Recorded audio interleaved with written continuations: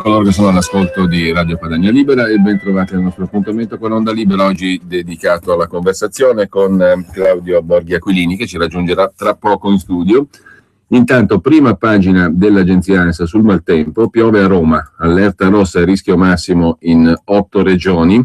È arrivato il nubifragio a Roma, la protezione civile ha confermato codice rosso, chiuse 4 stazioni della metropolitana. Le fermate della linea A: Lucio Sestio, Colli Albani, Portafurba, Giulio Agricola, decine di interventi di vigili del fuoco da stanotte per le strade allagate, alberi e rami pericolanti, in particolare allagamenti su via Prenestina, viale della Primavera, nel sottopasso della stazione Tiburtina. Mette in prima pagina l'agenzia ANSA con l'appello del sindaco di Roma, il sindaco Marino.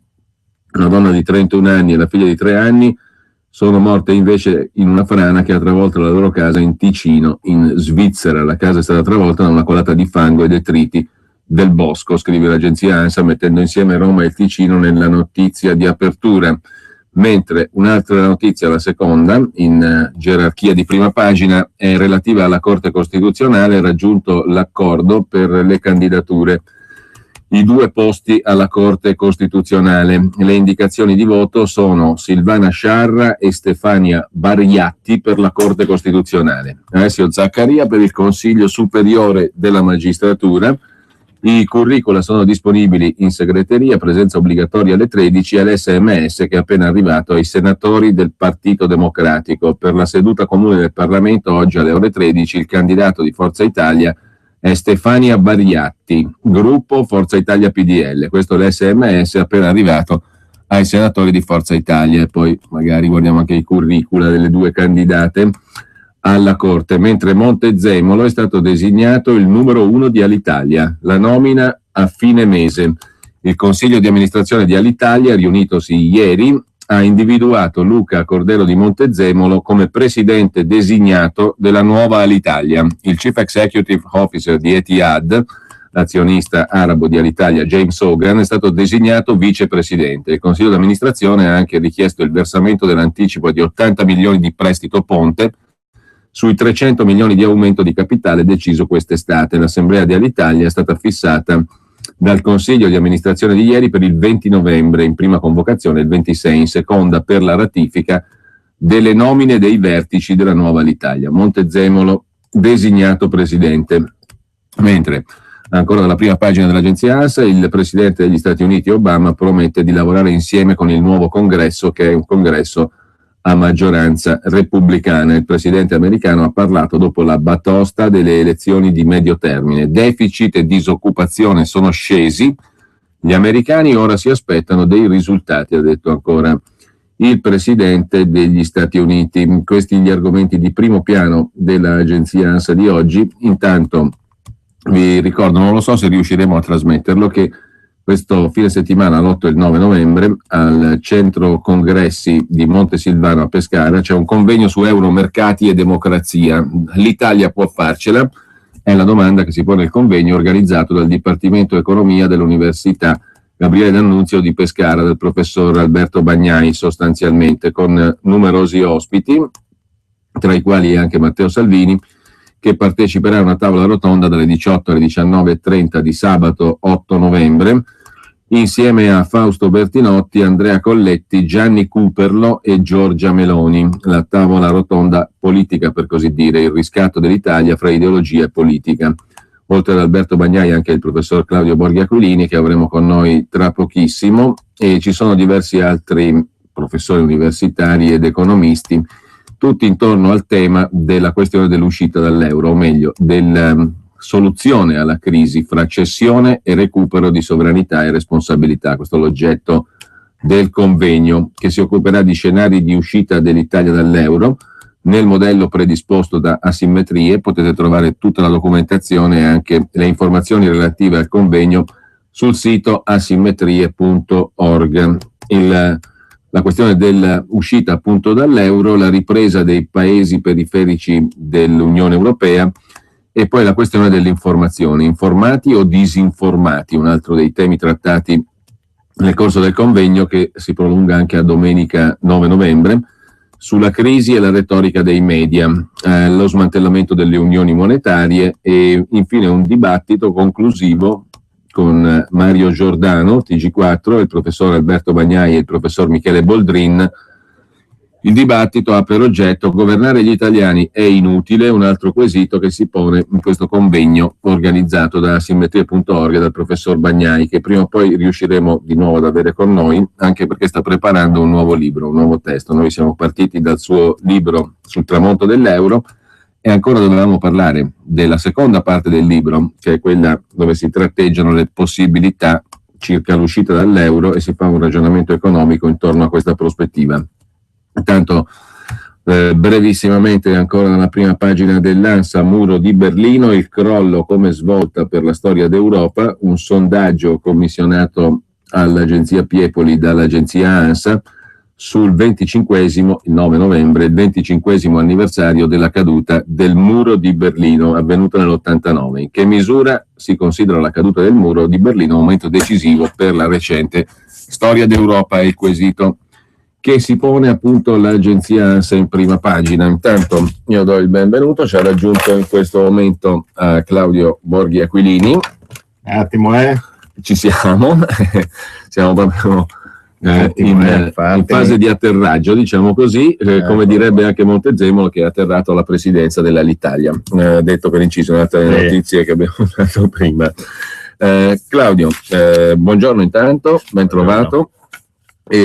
Oggi parleremo di diverse cose, ma io direi che forse è la giornata giusta anche per approfondire uno degli argomenti di cui si parlerà a breve. Ne abbiamo parlato ieri anche con Matteo Salvini, ovvero la questione di radicale riforma, la proposta di radicale riforma fiscale della Lega. Tu, come responsabile anche economico del movimento della Lega, forse sei l'interlocutore più giusto, diciamo, per questo argomento, e so anche che a dicembre avremo modo di parlarne in maniera molto approfondita anche in occasione della venuta in Italia di colui che può essere definito l'inventore dell'aliquota unica o flat tax, il professor Rabushka, esatto, dagli Stati Uniti. Entriamo poi nel dettaglio, però visto che in questi giorni, bene o male, leggendo i giornali nelle pagine economiche, non si fa che parlare di tasse. È passato qualche giorno rispetto all'annuncio della manovra e adesso, approfondendo un minimo, diciamo, la manovra presentata dal governo Renzi, ancora in itinere in Parlamento, ancora in divenire, sottoposta, si fa per dire, all'esame parlamentare, ma comunque al di là di questo si scopre che guarda un po' dentro la manovra e trovi le tasse, parecchie tasse per i prossimi anni. Non eravamo mica tanto accorti. Per un volume, per un ammontare decisamente consistente, sono decine di miliardi di euro. Adesso abbiamo sostanzialmente capito che le famose clausole di salvaguardia in realtà sono tasse che ci pioveranno in capo. Non sono eventualità, sono pressoché delle certezze, no?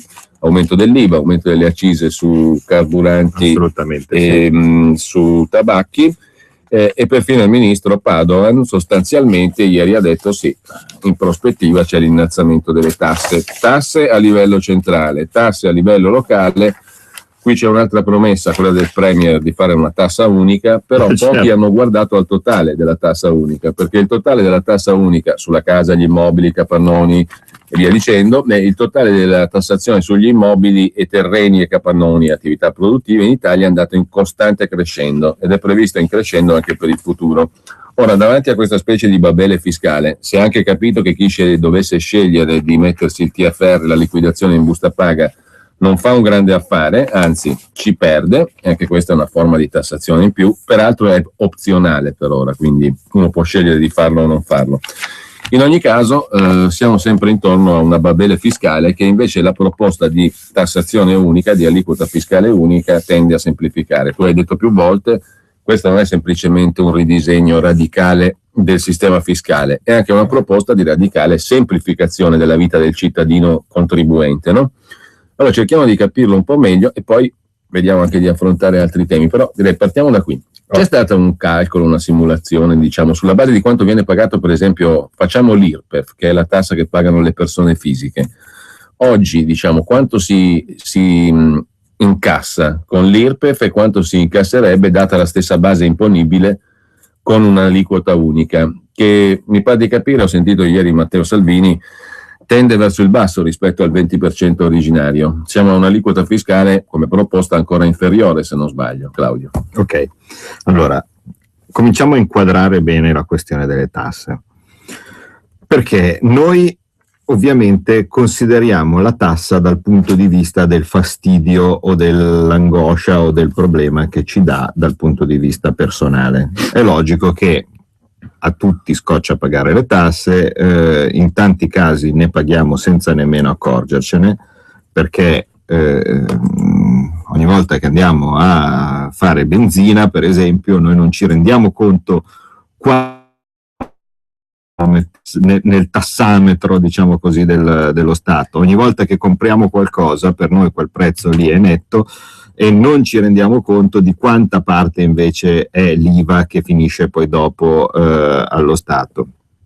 Infatti stavamo studiando, diciamo, delle giornate anche di mobilitazione proprio per sensibilizzare la gente su questo tema, vale a dire ogni tanto qualche negoziante o qualche benzinaio o simili che si mettesse un bel post-it sui prodotti facendo vedere quanto è veramente il costo del prodotto e quanta parte invece se ne va istantaneamente in tasse non appena noi lo compriamo.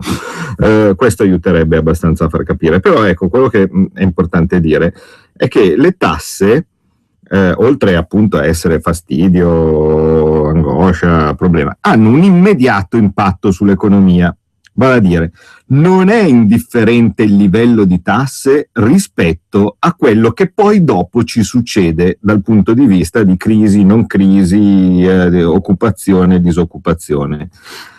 Se io aumento il livello di tassazione più di tanto, allora che cosa succede? Succede che questi soldi vengono tolti dall'economia, dalle tasche della gente. Se io ho una tassazione più alta, allora cosa succede? Incasserò di meno. Se incasso di meno, spendo di meno.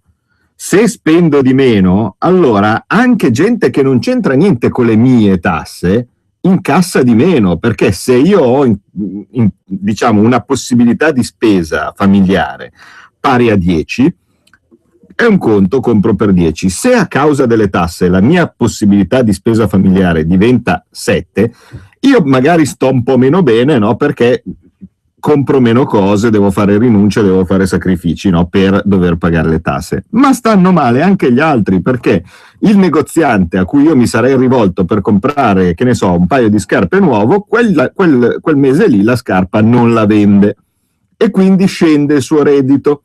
Scende il suo reddito, paradossalmente calano le tasse, perché è ovvio che se io avessi comprato quelle scarpe, a sua volta poi dopo il negoziante avrebbe versato avrebbe pagato delle tasse, ci sarebbe stato dell'IVA.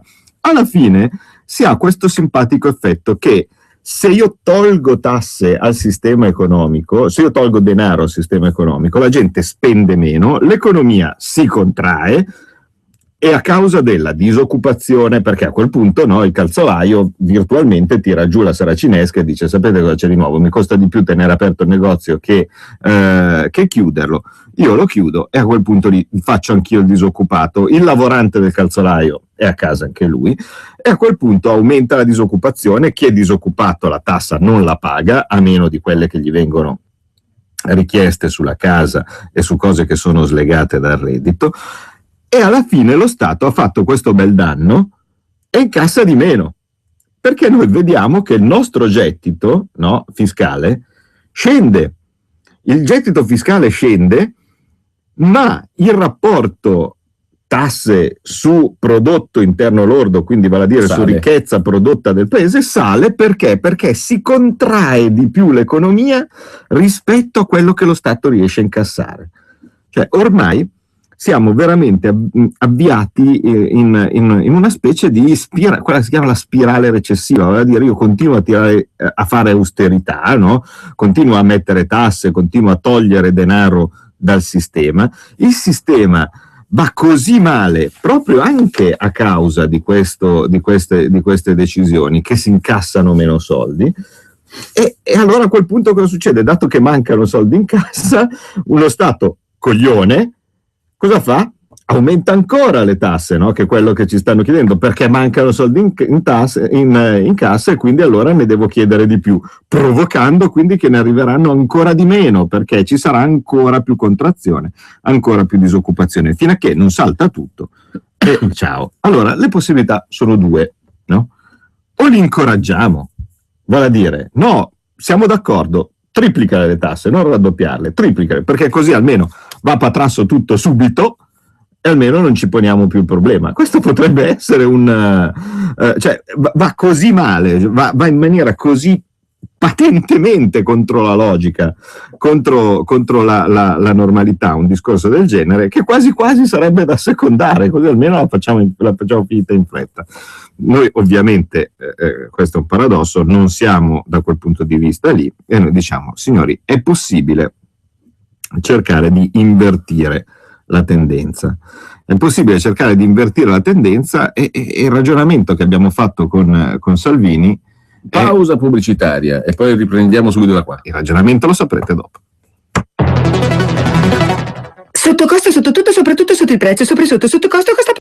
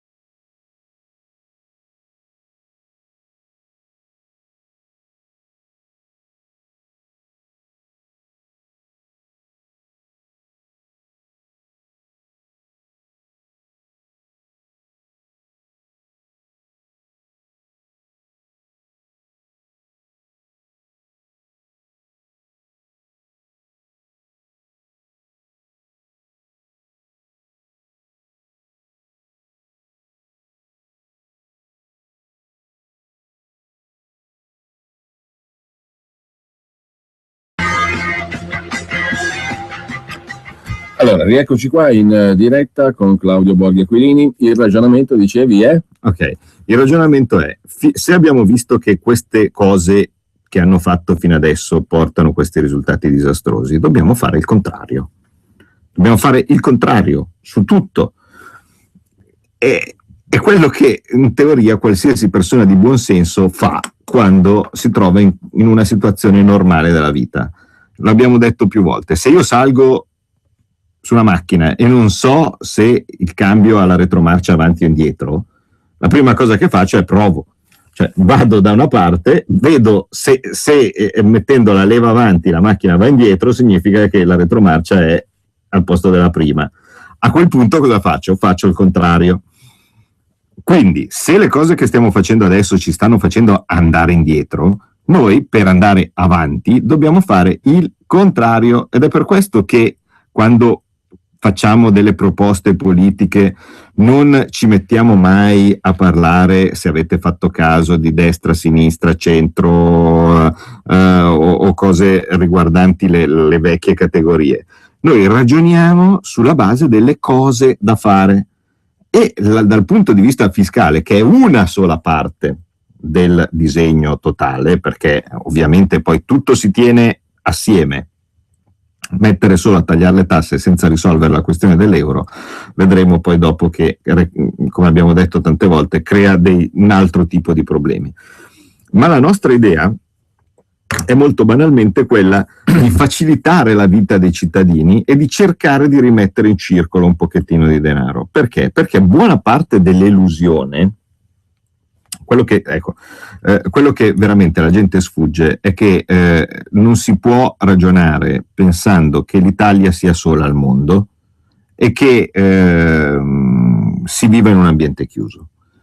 quando abbiamo messo per esempio le tasse sulla nautica, non è che la gente era obbligata ad andare in barca tenendo la barca in Italia, e quindi se in Italia ci sono 100 barche io aumento la tassa sulle barche e incasso la cifra pari all'incremento delle tasse, tenuto presente che in ogni caso poi dopo, anche qualora ciò fosse successo, sarebbe successo quello che abbiamo detto prima, vale a dire porto a casa dei soldi con le tasse e rimangono meno soldi poi dopo per spendere sul resto, e quindi le conseguenze in ogni caso si sarebbero sentite.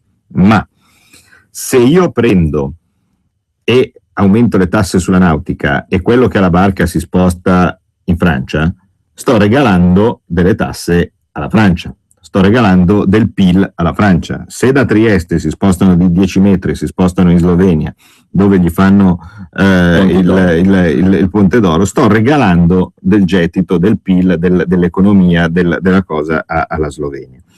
Per cui cosa succede? Succede che, dato che buona parte dell'elusione poi finisce all'estero, perché chi è in grado di sfuggire alle tasse ha degli strumenti per mettersi nel luogo a lui più conveniente, diciamo così, dal punto di vista fiscale, tenuto presente... Questo naturalmente configura anche un'ingiustizia sociale, perché chi non può è certo, evidentemente il più debole, tra virgolette. Ovviamente, cioè ogni volta che si sappia, che ogni volta che si dice facciamo una tassa che colpisce i ricchi e cose di questo tipo, stai colpendo di solito qualcuno della classe media che non può scappare, perché è evidente che chi è ricco non gliene frega nulla. Non so, Però mi viene una domanda a questo proposito. Se chi è ricco per non pagare nulla o pagare pochissimo ha gli strumenti, che convenienza avrebbe a pagare di meno con una flat tax? Perché io, se pago 0, pago sempre meno di 15 o 20. Verissimo. E non del 45 che dovrei pagare. Sì,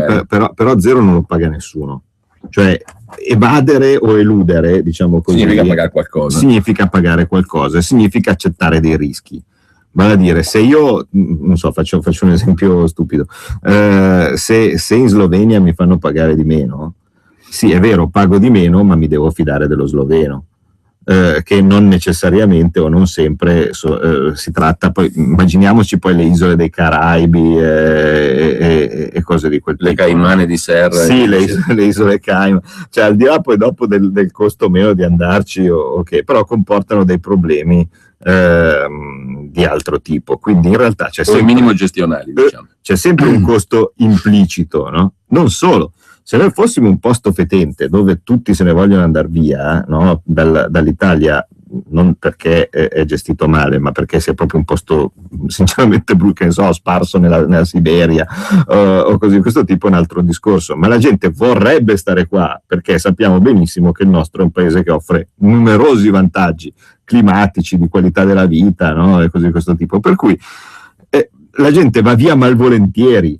Io ne ho conosciuti pochi che stappano lo champagne dall'idea di essere costretti ad andare a Zurigo, con tutto che poi dopo è una città bellissima. Magari a qualcuno sì, cioè entra ha la mentalità svizzera nell'animo e allora dice cacchio che bello Zurigo, ma di solito se uno non c'è andato prima ed è costretto ad andarci, perché Zurigo non sta benissimo, starebbe molto più volentieri a Genova, a Venezia, a Verona o qualsiasi dei posti dove normalmente è vissuto, e ha tutto il diritto di voler vivere con tutto il suo lavoro.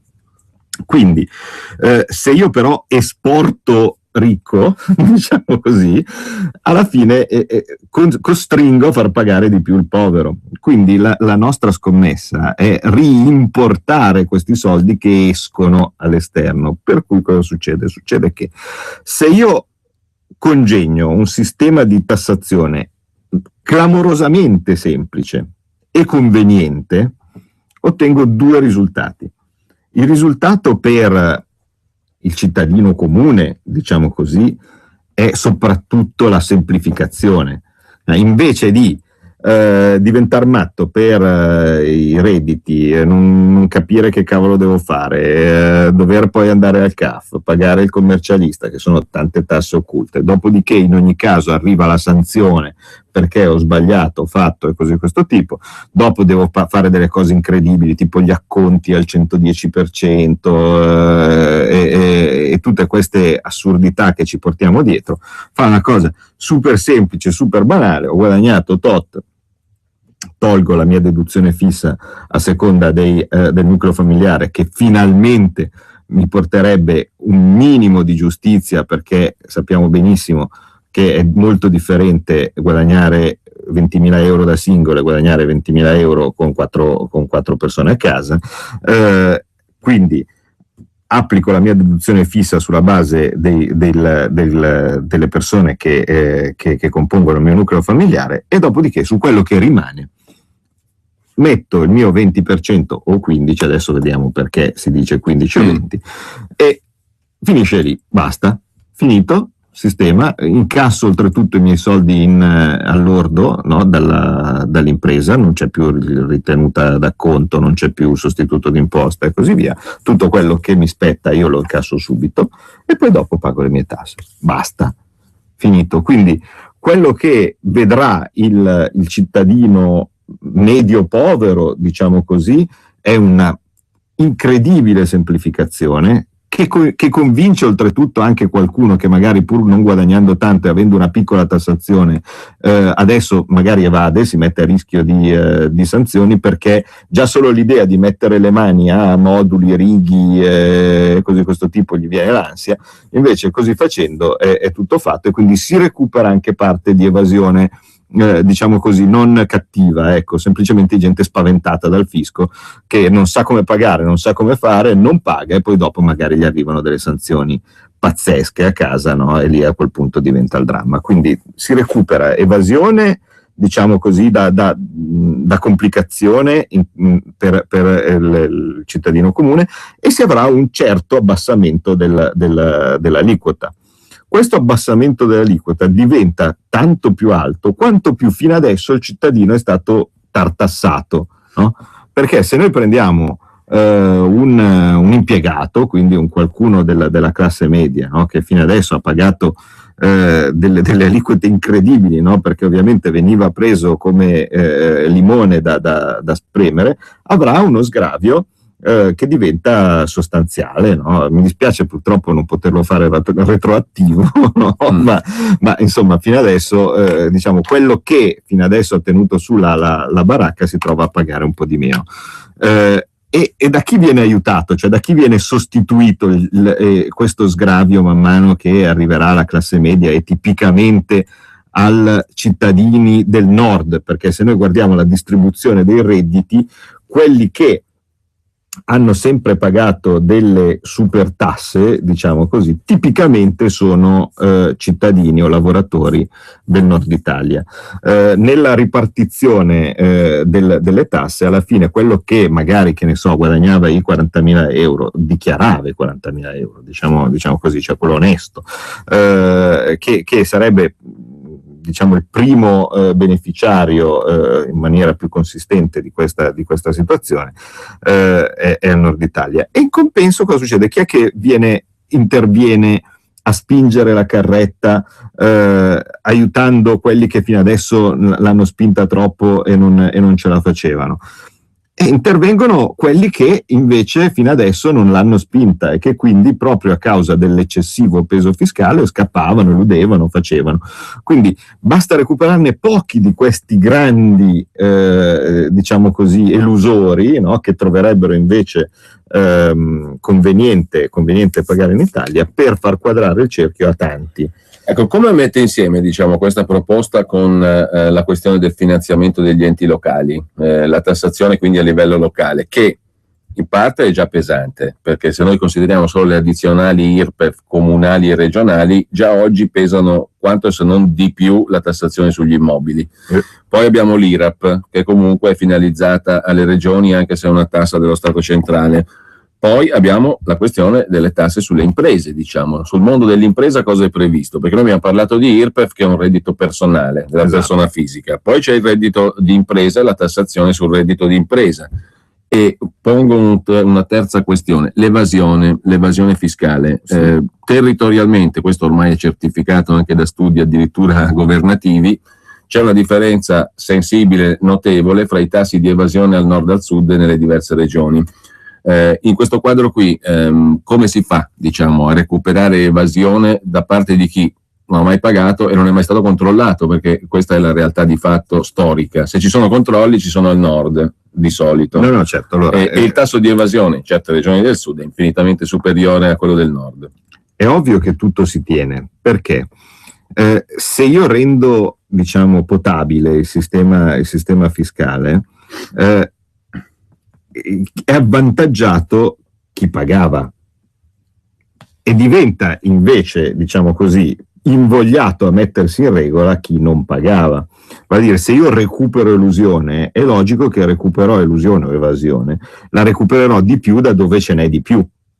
Anche il sistema dei controlli diventa clamorosamente più facile, cioè è ovvio che se io devo controllare, se io sono uno della finanza e devo controllare un faldone alto così di dichiarazione del reddito, dove c'è il rigo 4 che non torna con il rigo 5, allora io, che per esempio le tasse le pago tutte fino all'ultimo centesimo, passo mediamente 2 giorni della mia vita all'Agenzia delle Entrate. Perché? Perché alla fine c'è sempre qualche centesimo che non quadra, mi arrivano a casa poi degli accertamenti o così di questo tipo, dove mi dicono che c'è il centesimo che non quadra, magari su una dichiarazione di 100 alla fine non quadra di 1. Io potrei anche sbattermi le scatole e pagare lo stesso così per il fastidio, dato che sono tignoso. Invece vado là, perché se c'ho ragione, vado là all'Agenzia delle Entrate e gli dimostro che c'ho ragione io, benissimo, ho finito. Però intanto abbiamo perso giorni, no, sia miei che loro, no, di lavoro. Se la dichiarazione è semplicissima e basata sul sistema della flat tax, in un secondo, anche dal punto di vista informatico, io riesco a controllarle tutte, e quindi diventa molto più difficile evadere per le imprese o eludere. Per le imprese, allora, sono stato l'altro ieri, ero giù al Senato con i senatori della Lega e abbiamo, come si chiama? Abbiamo discusso per un po' proprio anche di flat tax e anche di strategie per poi dopo cercare di portare avanti queste idee in Parlamento. Alla fine il principio che vorremmo far passare è uno, e occorrerà una legge, una revisione della Costituzione addirittura, perché fino adesso tutti questi ladri, perché diamo esattamente la parola corretta a chi pensa di utilizzare lo strumento delle tasse, lo strumento fiscale per pagarsi i cavoli loro, sono dei ladri, perché i soldi sono nostri, se io le tasse le pago se sono ragionevoli, nel momento stesso in cui io sto pagando delle tasse per andare a pagare, per esempio, i fondi salva stati che mi vanno che non c'entrano nulla con l'Italia, che mi vanno a ripianare i crediti delle banche tedesche, mi spiace, ma sto subendo un furto, no? Diciamo le cose come stanno, e chi autorizza questo furto ai danni del cittadino per pagare, ripeto, dei crediti di banche tedesche è un ladro, ok?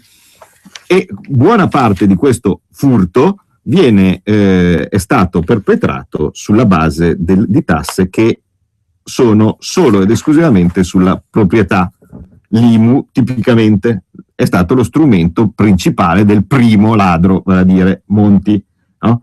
Appena arriva, la prima cosa che ha fatto è stata metti l'IMU. Di corsa adesso arriviamo con Renzi che gli fanno mettere l'IVA per completare o alzarlo per completare il terreno. In più abbiamo visto la riforma del catasto e così via, le tasse sui risparmi, bene. E poi giustamente hai nominato prima la principale sulle tasse regionali, che è l'IRAP, no? Ecco, tutte questo tipo di tasse hanno un vizio di forma principale, vale a dire sono congegnate non tenendo conto del reddito. Vale a dire, io posso essere disoccupato, condizione non infrequente direi di questi tempi, se ho l'ardire di avere una casa di proprietà, a quel punto devo pagare. Ma io non ho reddito. Perché dove li trovo io i soldi per pagare le tasse sulla casa se non ho reddito? Quindi bisognerebbe far passare un principio costituzionale che vada in parallelo su i discorsi relativi alla progressività del sistema fiscale italiano, che dica una cosa semplice: non ci può essere tassazione senza reddito. Le tasse devono essere prelevate solo in presenza di redditi. Capite che se noi facciamo passare questo principio, che sembra sacrosanto, secondo me, che cosa succede? Succede che salta l'IRAP, perché l'IRAP non c'entra niente con i redditi d'impresa. L'IRAP è una tassa che le imprese pagano. Adesso dicono, perché fino adesso c'è stato solo l'aumento, ma Renzi promette che in futuro la parte sul costo del lavoro viene stralciata. Non lo so, a quest'anno, a relazione tecnica del Ministro delle Finanze, le imprese devono pagare 2 miliardi in più di IRAP rispetto a quello che c'era previsto in precedenza. Quindi fino adesso stiamo sempre nella categoria delle balle che ci racconta il nostro brillante Presidente del Consiglio. Ma in ogni caso l'IRAP è congegnata tipicamente sull'indebitamento della società e sui dipendenti della società, quindi non c'entra un cavolo con il reddito della società, e quindi questa, secondo il principio, se fosse costituzionale, che non ci può essere una tassa senza reddito, via. Gli studi di settore, via, perché lo studio di settore per definizione non c'entra un cavolo con il reddito prodotto. Non solo, crea delle discrete ingiustizie, perché se uno è in difficoltà, lo presume in maniera rigida, e non ha reddito, no? E si trova in gogna, perché a quel punto dicono ma no, tu dovresti dovevi incassare tot secondo gli studi di settore. Se uno va benone, dice ma io mi tengo al livello minimo, no, degli studi di settore, così poi vivo tranquillo. Quindi una roba che penalizza chi va male, no? E non incentiva ad andare meglio, e premia chi invece sta andando bene. Solo che di questi tempi non è una volontà andare male o andare bene, non deriva l'inefficienza. Quindi lo studio di settore che non è applicato su un reddito, puff, via. Tassa sulla prima casa non è applicata su un reddito, è un bene che di reddito non ne produce, anzi ci costa, perché chiunque abbia una casa, anche di proprietà, sa benissimo che è una fonte di spese, non è una fonte... a rigor di logica anche una seconda casa potrebbe non dare reddito. Sì, sulla seconda casa interviene, o terza, quarta, quinta o decima, no, intervengono altri discorsi. Lì a quel punto io posso mettere delle tasse per per incentivare determinate politiche. Vale a dire, se uno ha 10 case, no, e queste 10 case le tiene sfitte totalmente perché mi gira, a quel punto lì io posso dire: politicamente secondo me non è giusto che uno debba tenere più di una casa, cioè la seconda casa al mare, ok, ma oltre comincia a avere un'occupazione diciamo eccessiva, diciamo così, di un bene scarso qual è l'abitazione, allora magari posso pensare a ma un altro discorso, sì, cioè, insomma, di certo non sto qui io a preoccuparmi sul fatto di chi ha 4, 5, 7 case, no? Cioè siamo a un problema molto più, vogliamo molto, molto più terra a terra. Le tasse su tipo il bollo sui titoli dei risparmi, che noi non ci rendiamo conto, ma è una specie di tarlo che ci preleva il 2% da tutto quello che abbiamo, no? Compresi titoli di Stato, compresi conti correnti e così via, 2 per 1000, scusate, ogni anno preleva un pochettino. Ecco, quello è staccato dal reddito, perché sono risparmio, anche se paradossalmente me lo prelevano anche se ho dei titoli che stanno scendendo. Cioè io ho comprato un'azione e perde, e questi mi prelevano il 2 per 1000. Quindi principio chiave: reddito, tassa. Se non c'è reddito non c'è tassa. L'altra questione è quella degli enti locali, perché adesso si discute molto di come si devono finanziare gli enti locali. Poi volere o volare, bene o male, negli ultimi 12 anni, 13, noi abbiamo fatto un percorso che è stato chiamato federalismo all'italiana, titolo quinto e via dicendo. Quindi attribuzione, poi adesso stiamo andando nella direzione del tutto opposta, perché è lo Stato centrale che si riporta le competenze a sé, però abbiamo comunque investito di una serie di risorse alle regioni, che sia a livello teorico che sia a livello pratico non importa, però questo ha posto anche il problema non risolto tipicamente all'italiana, perché c'è una commissione di attuazione del federalismo fiscale che sta lavorando da 10 anni e che non ha prodotto in soldoni nessun risultato empirico. Adesso non sto dicendo per sminuire i lavori del professor Antonini e altri, Però il problema c'è. Allora, come si finanziano gli enti locali? In una maniera trasparente per il cittadino. Certo, perché ma il discorso... adesso l'ente locale è usato surrettiziamente come lunga mano dello Stato. Per cui se io pago l'addizionale IRPEF comunale o regionale, poi per carità c'è scritto comunale e regionale, però è tutto determinato dallo Stato centrale e io non ho, cittadino, la minima possibilità di capire se quello anche adesso, in questi mesi qui che pago di Tasi, va veramente ad accendere il lampione o a essere quel servizio indivisibile per cui pago quella tassa lì. No, attenzione, il discorso qua deve essere... Com'è che si semplifica sto nodo? Perché questo qui è un nodo complicato. No, guarda, il discorso deve essere semplicissimo. Innanzitutto bisogna vedere che cos'è la parte delle funzioni dello Stato che è assegnata alle regioni. No? In questo momento tipicamente la sanità, no? Poi dopo ci sono, diciamo, quella è la voce principale. Si decide, cioè si stabilisce che la sanità è il 10%, diciamo così, delle spese dello Stato. Molto banalmente, se la flat tax è il 20%, il 2% di questa flat tax, quindi cioè il 10% del gettito totale, viene ripartito alle regioni sotto un criterio di popolazione. Stop! No? Quindi le regioni, se hanno, diciamo, in gestione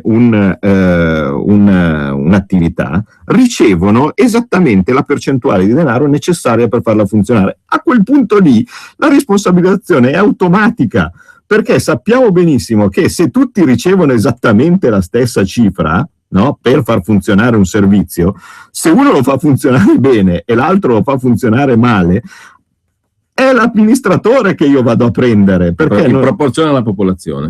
Penso proprio di sì, perché a un certo punto, se io ho due regioni, no, che sono, che ne so, chiamiamola Lombardia e chiamiamola Campania, e una riceve 10 e l'altra riceve 10, e dall'altra parte le cose vengono fatte malissimo e dall'altra parte le cose vanno invece benissimo, a quel punto chi le fa andare male sarà responsabilizzato. Altra cosa deve essere invece il trasferimento, cioè deve essere trasparente, vale a dire, se io, Stato centrale, devo fare dei trasferimenti fiscali fra le regioni, perché ci sono delle regioni più disagiate rispetto ad altre, no, e così via, questo deve essere una voce precisa all'interno del bilancio statale, cioè delle tasse che ho incassato, parte va a trasferimento fiscale, ma non è camuffata dentro in diverse spese o in diverso livello, cioè non è che io do alla sanità della Lombardia 100 e do 200 alla sanità della Campania e faccio credere che quello è la necessità effettiva di queste sanità, no? Cioè la quantità, diciamo, di gestione deve essere uguale per tutti, e poi dopo voglio fare dei trasferimenti fiscali, e qui c'è un grosso punto di domanda, allora a quel punto deve essere molto chiaro dove sono questi trasferimenti e cosa pagano. A proposito di chiaro, fa capolino qua e là in maniera timida, molto timida oggi sui giornali, un dato che è stato illustrato ieri in Regione Lombardia, che è il famoso concetto di residuo fiscale, sì. Cioè detto in soldoni la differenza fra quanto in questo caso in Lombardia i cittadini pagano e quanto ricevono indietro in termini di servizi, trasferimenti, miliardi in 3 anni.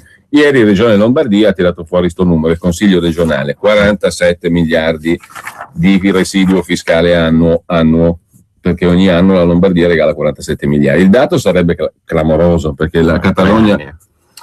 Beh no, il dato è... Lo ricordavo in 3 anni. 47 miliardi sono 47 miliardi all'anno, quelli che ogni cittadino lombardo versa in più rispetto a quello che riceve. E tra l'altro, secondo uno studio invece di Unioncamere, sono ancora di più. Però io non mi voglio focalizzare su 47 piuttosto che 70, come dice Unioncamere del Veneto, che ha fatto uno studio sulla base del triennio, calcolando in media 70 miliardi per la Lombardia, 12 o 13 per il Piemonte, 20 per il Veneto, 20 per l'Emilia Romagna, circa, grosso modo. Il residuo fiscale è la differenza fra il dare e l'avere, diciamo così. Le regioni del nord, sì. Adesso non mi impicco sui numeri perché... eccolo qua, vedi, tolto 13 miliardi delle manovre di finanza pubblica negli ultimi anni, per 3 diventa poi dopo, poi alla fine veniva... Vabbè, comunque insomma, sono un sacco di soldi. Unioncamere dice 70, 60, a seconda degli anni e via dicendo. Quindi siamo su cifre che sono incomparabilmente superiori a quelle della regione attualmente più indipendentista d'Europa, cioè la Catalogna. Benissimo, come si inquadra, diciamo, questa sperequazione fiscale che non ha uguali, limitiamoci all'Europa, in un progetto di riforma fiscale come quello che ci hai appena illustrato. Perché pensare che ogni anno, questo dato qui si fa fatica a tirarlo fuori, e poi addirittura sul giornale c'è scritto che è assolutamente normale, è del tutto logico e normale che ci siano compensazioni di questo tipo. A me non sembra affatto logico e normale, perché compensazione di questa natura significa un altro furto, per usare un termine che hai usato tu prima. No, attenzione, sono punti difficili da capire, dove bisogna avere, secondo me, tanta pazienza, no? Anche da parte del cittadino lombardo. Perché queste compensazioni, che io sinceramente avrei lavorato per azzerare con altri metodi prima, avevano un mini senso quando c'era la lira. Vale a dire, tutte le cose devono essere considerate in termini di... Scusami Claudio, un altro stop pubblicitario, poi andiamo nell'ultima mezz'ora di trasmissione, nella quale, se sei d'accordo, poi sentiamo anche le opinioni di chi ci sta seguendo. Volentieri. Il miglior galletto alla griglia di Milano gustalo da El Galette. Tenero, prelibato, servito con patatine fritte e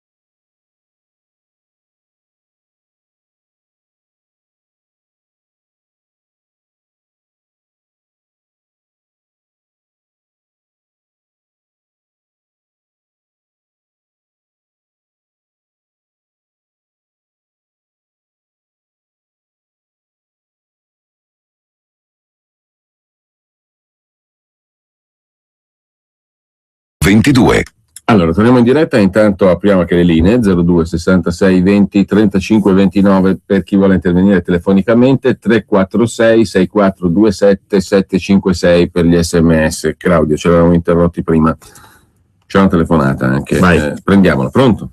Pronto, sono io? Buongiorno. Buongiorno, sono Ferdinando, telefono dalla provincia di Verona. Buongiorno a tutti e due grandi. Niente, io provo a fare il bastian contrario. Tu Giulio avevi già anticipato il discorso con il residuo fiscale, che è veramente un'indecenza. Detto questo, il principio che ha sollevato il dottor Borghi è sacrosanto, non ci piove, però si parla sempre su situazioni in certi paesi omogenei. Qua non è un paese omogeneo. Quando abbiamo 10% di evasione fiscale persecutorio al nord, per arrivare al 50% al nord e per arrivare all'evasione totale al sud, mi devi spiegare come i 50.000 forestali che fanno dopo lavoro possono dichiarare un reddito, i 6 milioni e mezzo di falsi invalidi che percepiscono pensione diventino da domani buoni e denunciano un reddito, perché tutta questa gente va a lavorare, vero?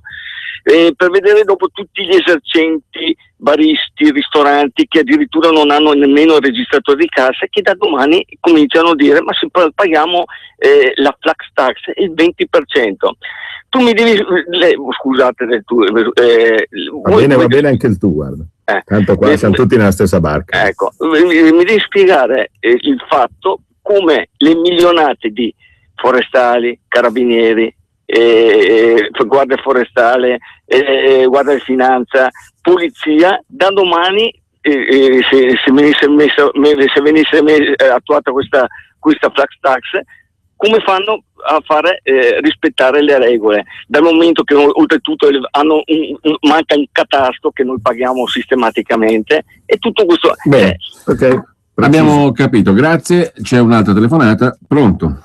Buongiorno. Ciao, sono Guido da Torino. Buongiorno professor Borghi. Buongiorno. Senta, io volevo dire, secondo me è ovviamente una cosa intelligente, perché la flat tax, perché magari potrebbe trasformare anche il nostro paese in una sorta di, diciamo, mini paradiso fiscale, dove magari qualche azienda straniera verrebbe a mettere la sede a pagare le tasse da noi. E quindi potrebbe incrementare sicuramente il gettito fiscale. Il problema è che secondo me non ce lo lascerebbero fare, cioè queste cose sono cose che purtroppo non si conquistano pacificamente, purtroppo. E in seconda cosa, volevo chiederle un'opinione. Secondo lei il fatto che al sud ci sia un'evasione fiscale così grande e che lo Stato diciamo non intervenga come interviene al nord, è una sorta di ammortizzatore sociale occulto per far sì che il sud non diventi una polveriera? La ringrazio, buongiorno. Bene, Claudio. Bene, allora dunque, innanzitutto sì, è sicuramente una specie di ammortizzatore sociale camuffato.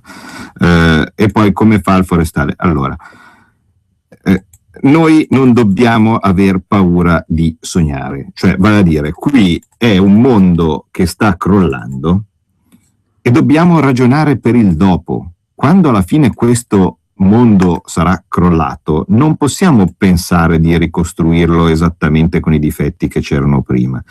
Bisogna approfittare del crollo per immaginarlo corretto.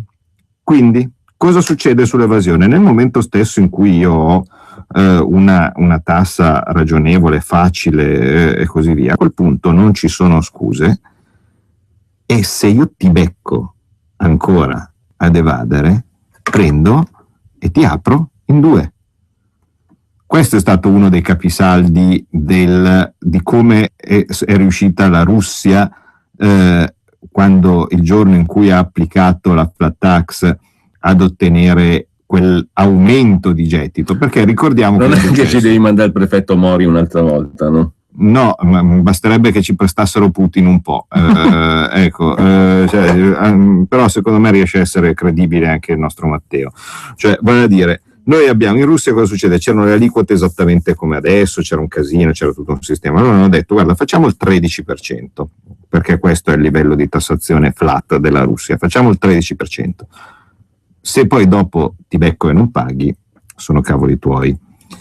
hanno pagato. Poi dopo uno può dire che vedersi Putin che ti dice se non paghi sono cavoli tuoi è molto più credibile che un politico di casa nostra, però intanto le cose sono funzionate, e passando da delle aliquote pazzesche a una flat tax al 13%, il gettito è aumentato del 25%, quindi significa che è stato possibile dare più servizi ai cittadini, perché ogni tanto uno dice ma se io metto la flat tax poi dopo devo togliere i servizi ai cittadini. Non è vero, perché se il gettito aumenta io alla fine posso darne anche di più di servizi ai cittadini, no?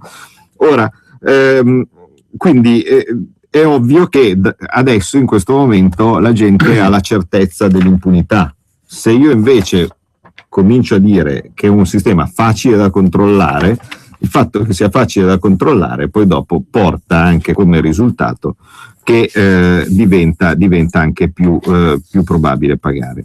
Il rapporto nord e sud del residuo fiscale, perché questo è un punto cruciale. Aveva senso, dicevamo, quando c'era la lira. Perché? Perché l'industria del nord, come abbiamo detto tante volte, aveva uno sconto sui suoi prodotti derivante dal fatto che invece di avere una moneta del nord, aveva una moneta che includeva anche l'arretratezza del meridione. Quindi invece di fare la piccola industria non so, prendiamo una cosa che non vi ho mai raccontato. Il mio primo lavoro vero è stato quello di fattorino, questo ve l'ho detto tante volte. Quando ero ragazzino, proprio da tempi del liceo, andavo a dare una mano in una ditta che fabbricava telescopi. Stava, credo sinceramente che non ci sia più, stava annidata in un paesino della Brianza, no? Di fianco a dove stavo io, ci arrivavo in bicicletta, e questi in un capannoncino facevano telescopi, e telescopi secondo me più belli che abbia mai visto. Niente a che vedere con quelli che adesso, se uno è appassionato di guardare le stelle, si può comprare. Di solito sono quasi tutti fatti in America o in Giappone. Di solito sono questi due, no? Quelli diciamo da largo consumo. Questi erano bellissimi. Il telescopio, che costava 100, qualsiasi fosse la proporzione, erano 100 lire. Questi ne vendevano pochi per appassionati, per gente dal palato fine, no? In tutto il mondo. E il costo era 100 lire. Adesso, con una moneta che è sopravvalutata del 40%, del 30-40% rispetto a quello che dovrebbe essere la lira, il costo di quel telescopio, per chiunque in giro per il mondo lo volesse comprare, è più alto del 30%. Ed è lo stesso telescopio che aveva fabbricato lui, con un borghino che gli dava una mano ogni tanto lì in fabbrica. E quindi non lo vende più, e quindi chiude, e quindi niente più fabbrica di telescopi, niente più Borghi, che prima ancora di andare all'università aveva già qualcuno che, volendo, aveva un lavoretto magari da poterglielo dare. È finita lì. Ora, questo vantaggio che aveva questo signore della fabbrica di telescopi derivava dal fatto che aveva la lira, e che il fatto che la lira era bassa. E perché la lira era bassa? Perché c'era il sud, no? Se io in questo momento invece non ho più questo vantaggio, ma mantengo i trasferimenti fiscali, e capite che il nord diventa il peggior posto del mondo in cui stare, in cui fare impresa, il peggior posto del mondo, perché se tu sei al nord sai che le tue tasse verranno già altissime di suo, verranno aumentate ancora, o in ogni caso non ti arriveranno mai dietro in servizi, in qualsiasi cosa, perché buona parte di queste tasse deve andare al sud, no? Per una compensazione. Ma non ha più nessun vantaggio economico, perché non c'è più la lira. Per questo dico, chiunque fa finta di essere l'europeista dovrebbe dire: signori, in una qualsiasi unione valutaria, così come era la lira prima, i trasferimenti sono necessari se ci sono delle differenze di economia fra parti ricche e parti povere, ma devono essere pagati da chi ha dei vantaggi di questa unione monetaria. Per cui la primissima cosa da fare dovrebbe essere imporre o pretendere, pena fuga immediata, anche da chi è europeista e che quindi invece ha un'idea diversa dalla mia, che invece è di autonomia, chi è europeista dice mi piace tenere così l'Europa, dovrebbe pretendere che i trasferimenti al sud non vengano pagati dal nord Italia che è in difficoltà. Chi paga trasferimenti fiscali è chi sta bene. In questo momento noi non stiamo bene. I trasferimenti fiscali dovrebbero essere pagati dalla Germania. Quindi tu Germania hai dei vantaggi dallo stare nell'euro, mi fai il favore, il tuo surplus tu lo utilizzi per pagare il sud, no? Così facendo. È la fila dei tedeschi che ragionano così. Sicuramente ci sarà la fila dei tedeschi che ragionano così, essendo che non c'è la fila dei tedeschi, forse sarà la volta che ci mettiamo a ribaltare un po' il tavolo, invece fuori dalle solite retoriche, dalle solite colpe da noi cattivi, brutti e così di questo tipo. No, nelle unioni monetarie c'è chi ha dei vantaggi e c'è chi ha degli svantaggi. Quelli che hanno dei vantaggi fanno il favore di pagare. Io, dal mio punto di vista, il mio mondo ideale futuro, l'ho già detto tante volte, però è quello dove neanche si pone il problema invece di far pagare chi ha dei vantaggi. Vale a dire, nel mio mondo futuro, dato che uno paga per altri quando c'è un'unione monetaria, io l'unione monetaria non la voglio, e io anche per un'Italia eventualmente unita, no? Quindi se io ragiono in un'ottica di Italia unita, dovrò responsabilizzare le regioni. Responsabilizzare le regioni io lo ottengo con, per esempio, se voglio evitare i trasferimenti fiscali, con due monete, moneta del nord, moneta del sud.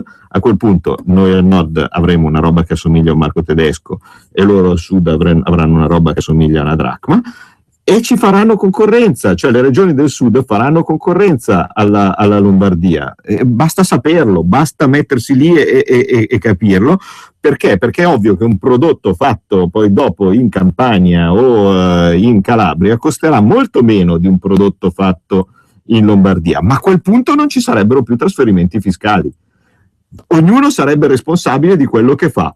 Vale a dire, tu imprese lombarde avrai il tuo prodotto che costa di più rispetto a quello fatto all'interno anche dell'Italia, ma con una moneta meno, ma avrai tutte le tue tasse e avrai un sistema fiscale molto molto molto più basso e di cui sarai tu responsabile. I valori poi dopo delle due monete si aggiusteranno in automatico fino ad arrivare a un equilibrio, così come era sempre stato con gli altri stati, perché guarda caso non ci siamo mai pestati i piedi, no, fra noi, il Belgio, la Confederazione Italia, diciamo così. Ma a un certo punto si può tentare di capire dove, una volta venuti fuori i problemi, non bisogna aver paura poi dopo di proporre una soluzione, perché non è mai stato fatto. Non è mai stato fatto, ma non è mai stato fatto neanche l'euro. Bella cazzata. Cioè, se io prendo e faccio una cosa e non funziona, allora a quel punto poi dopo, ripeto, anche qui tentiamo di vedere l'opposto. Due telefonate. Pronto? Pronto. Buongiorno. Buongiorno, Alberto da Brescia. Secondo me è un'ottima proposta, specialmente se dovesse essere attuata in ambito federale. Aggiungerei un'altra cosa, se si dovesse trovare il modo di poterla gestire. Io farei una tassazione al 13, 14, 15, potrebbe anche andare bene il 20% inizialmente, ma una tassazione mensile, specialmente per le partite IVA, cioè nel senso che io questo mese guadagno 3.000 euro, esent spese, cioè al netto io praticamente prendo il bollettino, vado in banca e verso il 25% della rimanenza, cioè, compreso lo scontrino del bar, del caffè che si possa detrarre. Secondo me bisognerebbe studiare anche una cosa di questo tipo, non trovarmi fra 6 mesi a dover tirare fuori il 25%, il 20% di quello che ho comunque al netto di 6 mesi. Grazie. Sarebbe molto meno. Sì, no, chiarissimo. Vediamo anche la prossima telefonata. Pronto? Io non capisco, Alessandro Danuro, scusate, non capisco molti ascoltatori leghisti, io non li capisco, perché abbiamo la fortuna di avere dottor Borghi Aquilini che ci evangelizza, diciamo così, sull'ABC dell'economia, e tutti ti dicono sì, ma se non facciamo, ma poi c'è questo rischio. Facciamolo e basta. Siamo nella peggio di così non parlare, ma cosa vogliamo fare? Stare fermi ancora su questa direzione? No, se basta, come va? Scusate, grazie, arrivederci. Bravo. No, allora io devo, un virtuale bacio in fronte a questo ultimo ascoltatore, perché spesso quando alla fine io vado a spiegare che il sistema non sta in piedi, no, e propongo una soluzione alternativa, sempre qualcuno dice ma quello lì, no? Cioè, come se adesso non ci fossero i singoli problemi. Per esempio, quando parlo dell'euro, una cosa tipica è ma se c'è una società che ha fatto dei debiti in valuta straniera, no? Di questo tipo, poi dopo questa avrà delle difficoltà. Chi cazzo se ne frega? Ma scusa, cioè adesso io posso anche capire, ma se una società ha deciso per motivi suoi, per scelta sua, perché mica lo obbligava nessuno, senza avere niente all'estero, senza avere neanche una sede, perché se avesse delle sedi all'estero, in caso di uscita dall'euro, queste sedi si rivalutano, no, rispetto alla lira, quindi non avrebbe particolari problemi.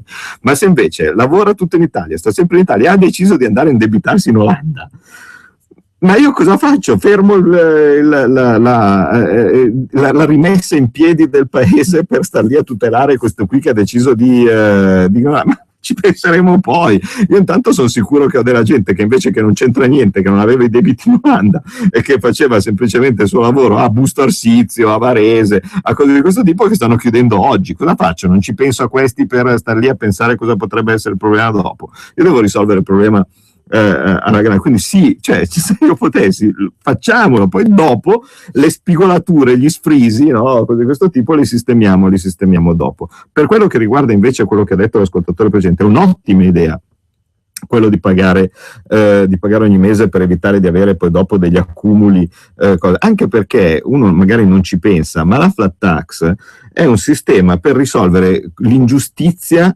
relativa a chi ha un lavoro irregolare, non irregolare nel senso clandestino, ma irregolare nel senso che magari incassa tanto un anno e poi incassa niente in altri anni, no?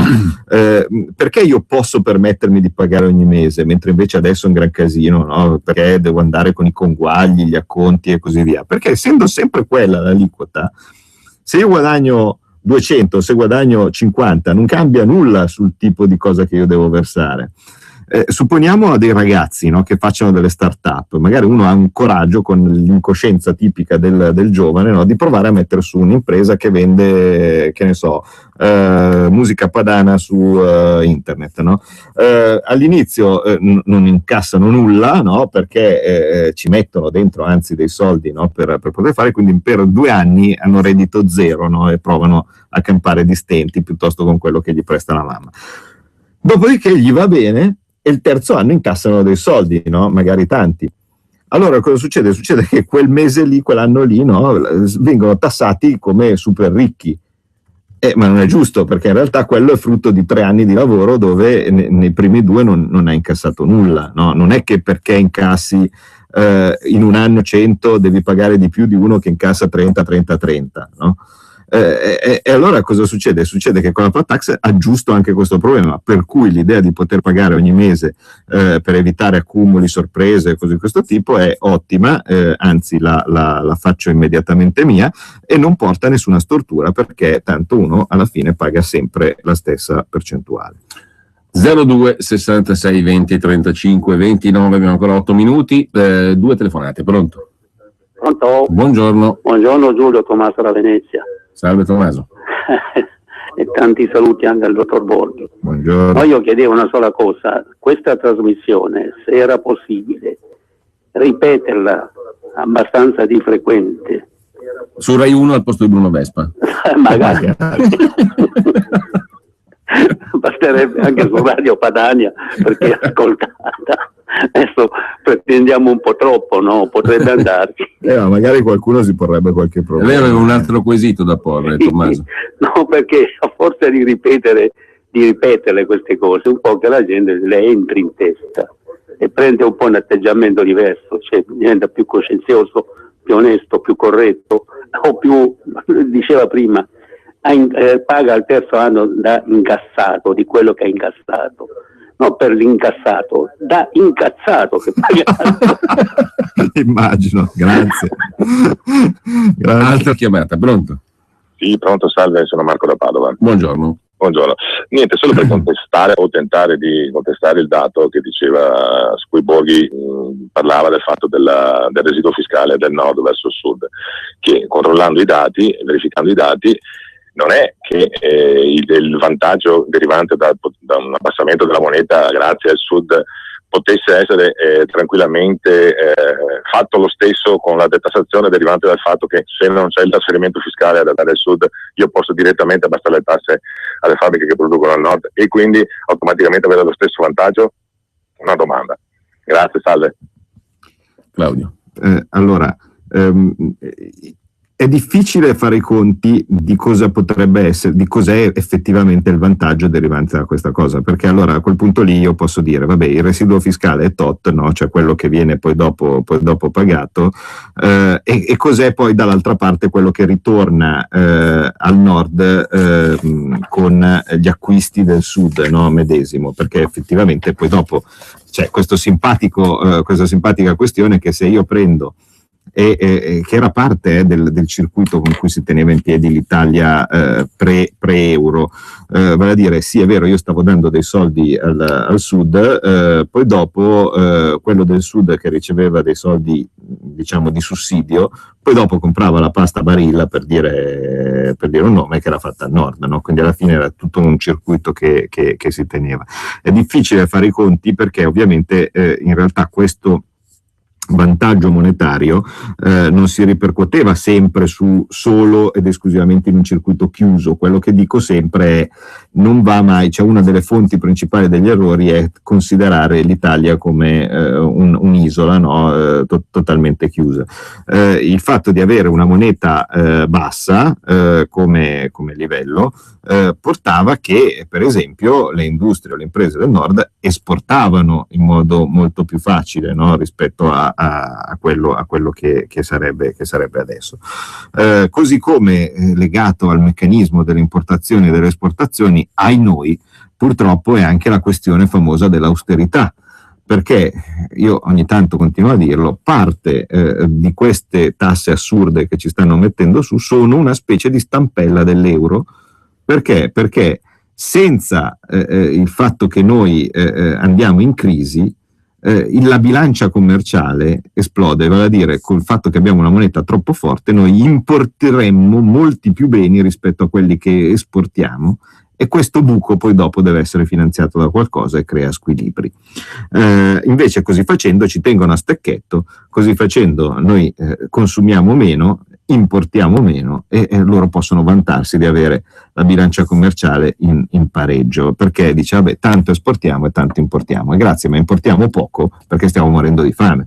Quindi non è che sia una cosa esattamente di cui andare a menare vanto, no? di questa cosa. Quindi è tutto squilibrato il sistema attuale e andrebbe messo in bolla in modo forse magari un po' brutale, ma semplice. Cioè in questo momento noi veramente siamo la trottola, no? Che come dire, non dovrebbe stare in piedi sulla punta, no, ma sta in piedi così per un momento, sta ondeggiando sempre di più, no? E sappiamo che prima o poi questa benedetta trottola cadrà.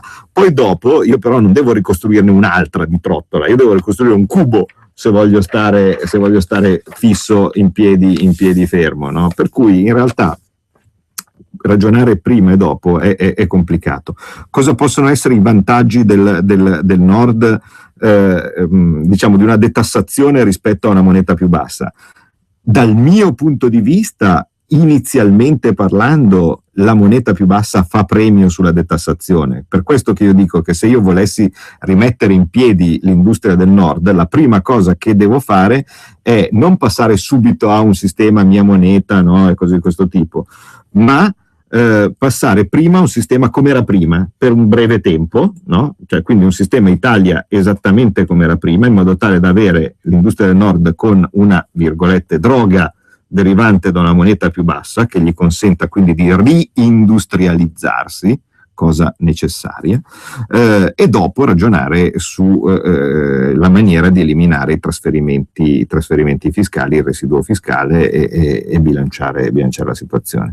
Al momento la cosa che pesa di più di tutte le cose è sempre il differenziale di moneta, perché le tasse poi dopo sono vaghe, la moneta si riflette subito sul cartellino del prezzo. Ecco, scrive Simone da Varese via SMS: il vero problema non è forestali, ma piuttosto cosa sarà di tutto quell'indotto che si è creato negli anni e che sguazza nel marasma della burocrazia, associazioni, CAF, commercialisti, avvocati, banche, agenzia delle entrate, eccetera, eccetera. Scrive Simone a proposito di questa idea della semplificazione fiscale. Anche qui, no, devo preoccuparmi di che cosa fa. No, allora, io ho sempre detto, ma anche per il forestale, cioè chi dice che io taglio il forestale e la mia vita migliora, dice una cazzata, perché il forestale poi dopo esce e se io lo metto per strada, innanzitutto lo metto per strada e che cacchio fa, ma poi in ogni caso non compra niente, se supponendo che lo sterilizzassi, diciamo così, no, lo elimino, gli sparo. Ecco, facciamo prima, spariamo al forestale. Allora, dopo aver sparato al forestale, c'ho un forestale in meno e mi crea però dei problemi al panettiere del paese dove lavora, no? Che avrà un cliente in meno. Logico che di fronte io posso metterci un vantaggio di dire abbasso le tasse perché così ho un forestale in meno da spendere, ma in realtà sono due voci che tendono a pareggiarsi. Dov'è che io potrei avere dei vantaggi? Facendo fare qualcosa di utile a sto benedetto forestale. Se il forestale ha un lavoro inutile, innanzitutto non ci va, e quindi poi dopo si ha quello che dice l'altro cittadino, che dice che si inventa dei secondi lavori, va a fare il parcheggiatore o qualsiasi altra roba che non serve neanche lì.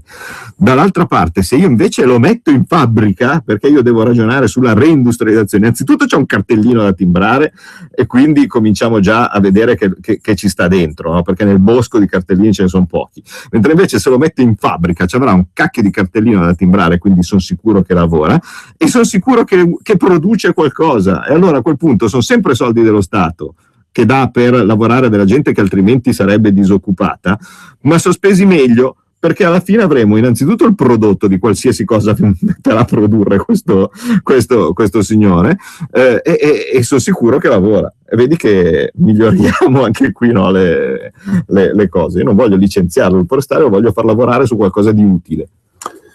E questo lo riprenderemo anche perché è un altro aspetto da approfondire. Stasera vai a scena The Mall a Porta Nuova? Una figura. Insieme a Davide Serra e agli altri 650 finanziatori del PD. No, domani sono a Stradella invece, molto più con la Lega a discutere di economia e così via. Quindi chi è lì a Pavia è stufo di sentire cazzate. Domani quando? Dove? Domani sera a Stradella, il luogo non me lo ricordo. Stradella non è una metropoli. Ma secondo me se uno arriva a Stradella all'incontro della Lega, dato che ci sono già 200 persone prenotate, lo trova facilmente, ecco. E poi c'è il fine settimana, noi trasmetteremo, credo in streaming, il convegno dell'associazione Asimmetrie, del quale ho parlato prima che tu arrivassi qui in studio, sulla questione dell'euro, mercati e democrazia, sabato 8 novembre e domenica 9. Intanto date un'occhiata simpatica a questa sciarra qua, questa brillante signora che andrà alla Corte Costituzionale, magari con il voto del 5 Stelle, che è un eurista doc, no? Cioè uno che ha lavorato per la Commissione Europea, il diritto del lavoro comparato e cose di questo tipo, cioè proprio quello che non ci vuole. Quindi se il 5 Stelle votano sta qua, veramente è la candidata PD, diciamo così. Sì, ma fatta in accordo con il 5 Stelle, mentre dall'altra parte c'è la candidata FI. Esatto. E noi ci salutiamo qui, facciamo pure rima. Mai che ci sia il candidato Lega. Un saluto a tutti e anche a Claudio Borghi Aquilini, grazie. Arrivederci. Sotto costo, sotto tutto, soprattutto sotto il prezzo, sopra sotto costo, costa poco ad ogni costo. Un sotto da Carrefour Market. Detersivo